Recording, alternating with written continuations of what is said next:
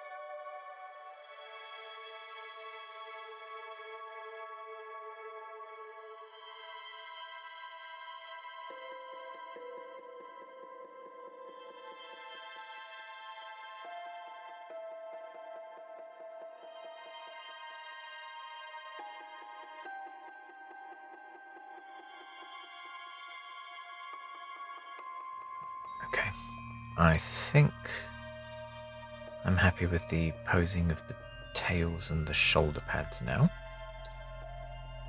So I need to colour in that microphone, obviously.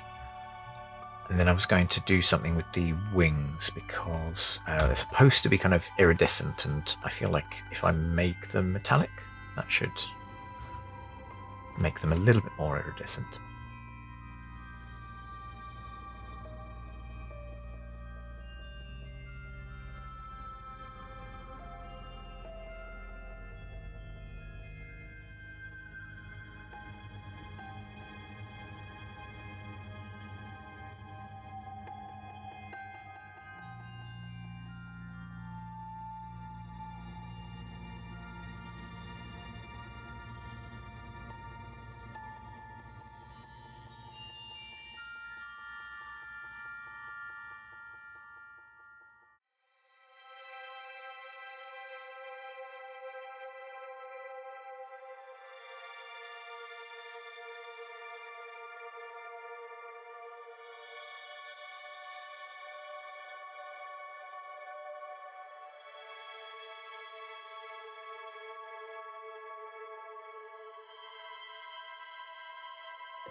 So I was just looking at whether I could represent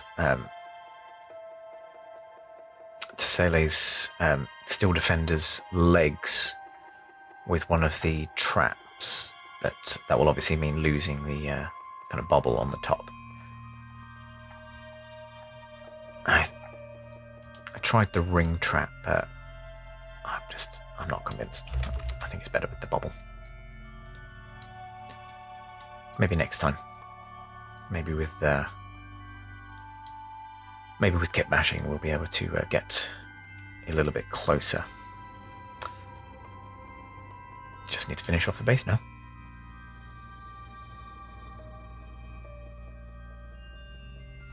There we go.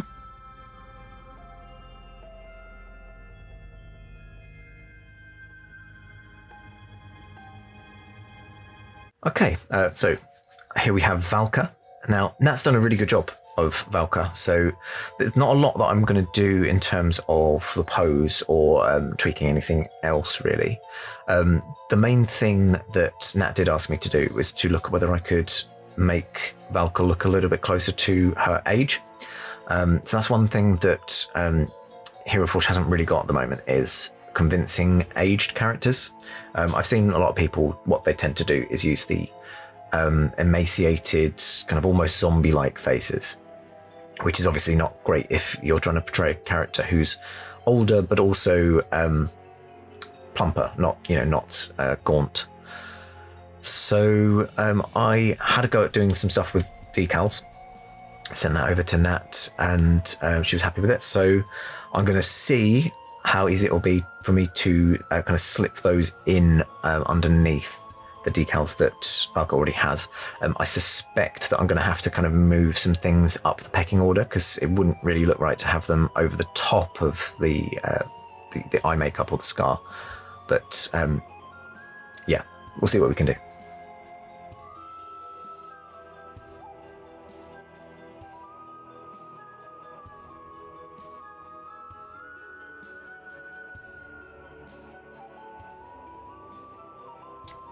Okay, so I changed the scar so that it was in layer E, so it's nice and up top. And I've noticed that Nat was actually using layer C for the eye makeup anyway, so I should be alright just to slip my age lines underneath. I'll do that now.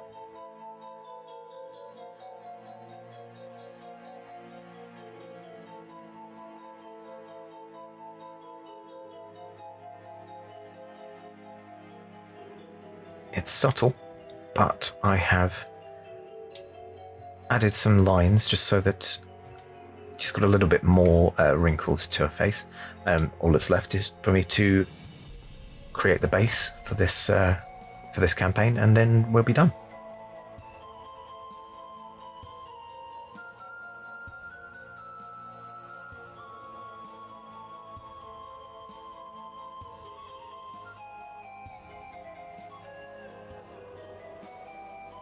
There we go.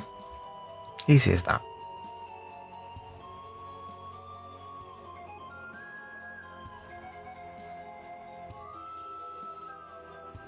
Now I'm looking at Veracity. Now, Veracity's been in a couple of campaigns already and has a couple of different minis. Rebecca has said that of the two options, the original is actually her favourite one. So that's the original. This is the one that I worked on for the Eternal Army a while back. So you can see that I went for a slightly more action-y pose and tried to enhance the kind of cheekiness of the character. But Rebecca's asked that maybe we emphasize the explorative, like maybe kind of slightly more passive stuff. So my plan is to get rid of the fire, because you can only explore so much with one hand, and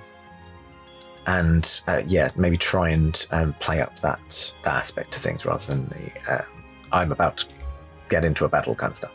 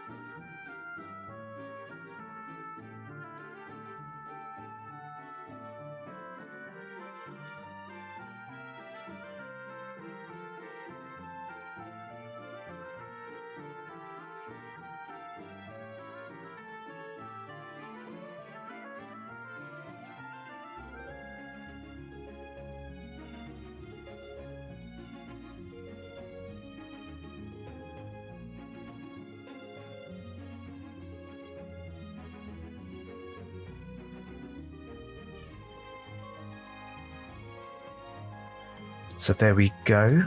We've got different base, got a tracking, picked up some mud, having a good day. Last thing I'm going to do, we very recently had Freckles decals drop down. I know that Veracity is supposed to be quite young, so I'm going to give her Freckles and Rebecca. If Veracity doesn't have Freckles, we will just remove them when we have the model.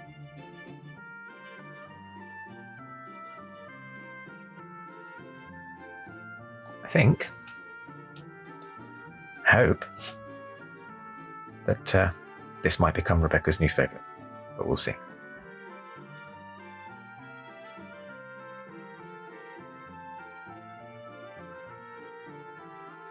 Moving on to Demise, and Chris and Em have done a really good job of this one, so there's really not a lot that I think I can do. You know, I think they've used something from the pose reference, and then adapted it for the character. But yeah, there's very little, really.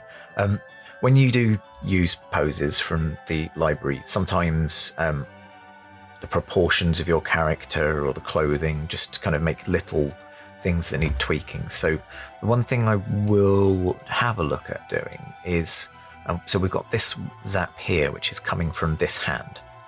So there's a little bit of kind of clipping around there, but there's not a lot I can do about that to keep the pose. I might shift the hand just slightly so it's not clipping the arm guards, and then that might necessitate just this zap. But that's really all I'm going to try and tweak. And even then, I'm probably, you know, I won't be surprised if we just use this version anyway. I just need to change the base as well.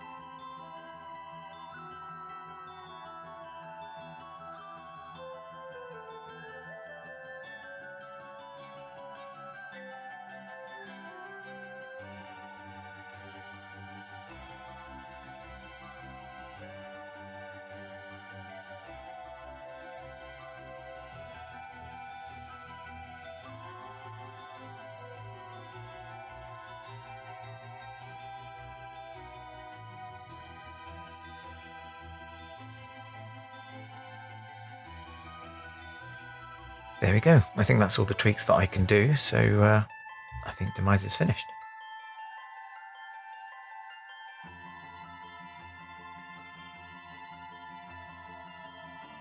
The last player character that I'm going to work on is mine.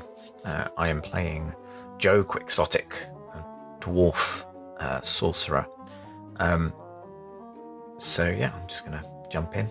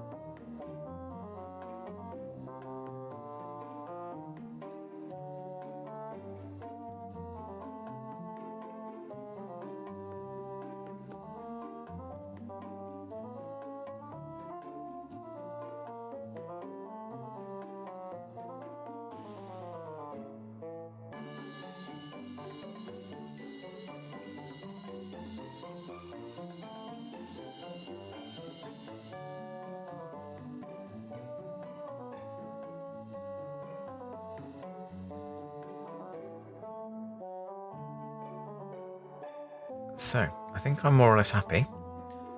The one thing that I was looking at is I wanted to try and get the cat to be absolutely pitch black, and I've definitely seen some people do it, so I'm going to see if there's anything in the community library.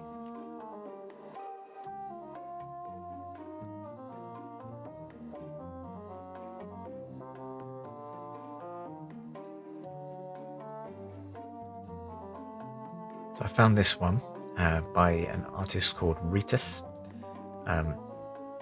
They've got a very shadowy face underneath this hat, so I'm going to borrow that paint.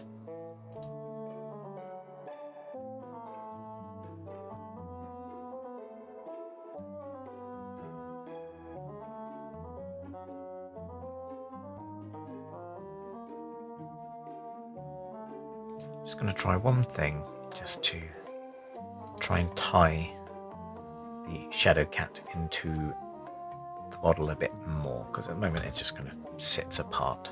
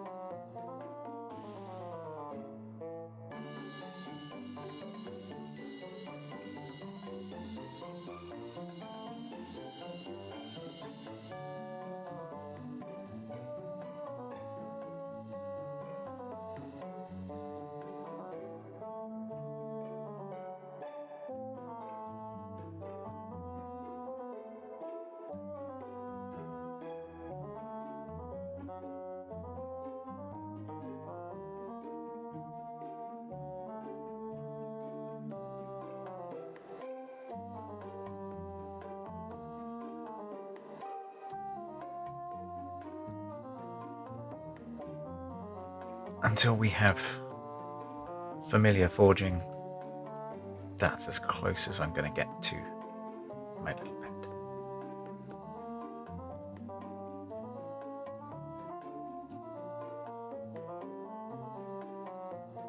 As I have a bit of time this week, I spoke to our DM Liz about making a couple of the NPCs that are going to appear in episode 1.